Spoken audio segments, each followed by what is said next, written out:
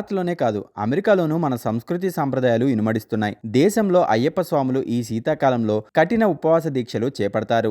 ఇక్కడే కాదు, అమెరికాలోనూ మన భారతీయులు ఈ సంస్కృతిని కొనసాగిస్తున్నారు. అయ్యప్ప స్వామిని భక్తి శ్రద్ధలతో కొలుస్తున్నారు.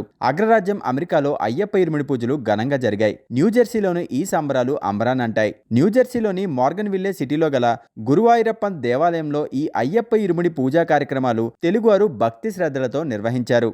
ఈ కార్యక్రమంలో యూబ్లడ్ ఫౌండర్ డాక్టర్ జగదీష్ బాబు యలమంచిలి గారు పాల్గొన్నారు. ఆయన సైతం అయ్యప్ప స్వామి మాలధారణ గావించారు.